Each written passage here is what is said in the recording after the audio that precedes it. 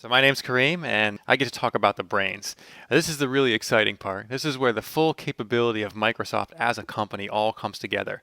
The engineers on our team get to work with top leading experts around the world in Microsoft research in fields such as computer vision, machine learning, speech recognition, facial recognition, digital signal processing, and we harness all that creative energy and innovation, combine it with the production engineering know-how on our team, and combine it into the platform that what you're about to see today. I'll point out the anatomical correctness. His hips are in the correct location. He has multiple spine joints. He has true shoulders and collarbones, multiple joints in his head and neck. So he can bend over, he can bend forward, he can move his head, shrug his shoulders. So, we're connected. The first version was really about understanding gross human motion. We have true human understanding here and fidelity of expression as he moves around. Another key advancement I'd like to point out is the new joints we've added in the hands. We have joints that represent tip of hand and the thumb. So as Scott is opening and closing his hands, you can see it being represented on screen. The skeleton is a great representation of the various bones and how they're connected together, but we took it a step further and started with orientation. Now this is Blockman, as the team calls him, and what Blockman represents is the actual orientation of Scott's body as he's moving in 3D space. As he rotates his hands and his arms and his legs, you can see that Blockman is, very accurately depicting what he's doing. So we're kind of getting beyond the joints. We have the actual rotations that his joints are experiencing. He can even draw small nose circles in the air, and we can see his head rotating on Blockman in line with what it is that Scott's doing. Now, I'm a pretty tall guy. I'm 6'4", and my skeleton only weighs 8 pounds. If you really want to understand what's going on with a human, you need to understand and describe what's going on with the muscles, the forces, the torques. So that's our intro into Muscle Man. So Muscle Man is a real-time human-based physics model applied on top of our next-generation skeleton and our high-resolution depth map.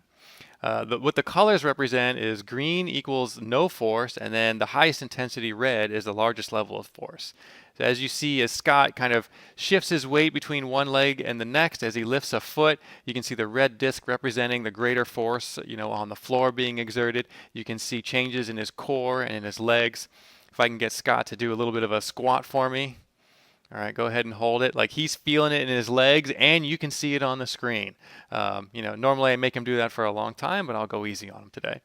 If we get Scott to jump up in the air as high as he can, you'll see that his body goes all green. When you're in the air, obviously there's no force being felt, and when he hits the ground, you can see those red impact points.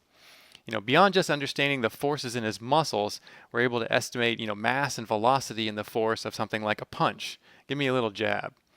As you can see, the nice little white circles that represent how much he's exerting.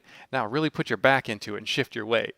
So look at the size of that circle. So we're accurately calculating how much force he's exerting. You can see the weight shifting from his bat leg to his front. You can see his core tightening up, and you can see the representation on screen. So, with these three things combined, you have a fantastic understanding of what's happening with the human body.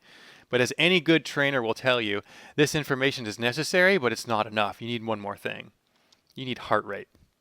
So what we have here is a real-time technology that is actually detecting the pulse in Scott's face.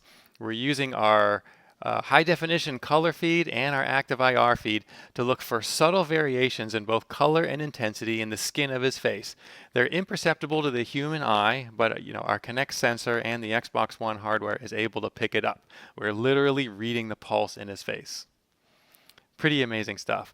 Fantastic for exercise scenarios or for measuring exertion. Lots of possibilities.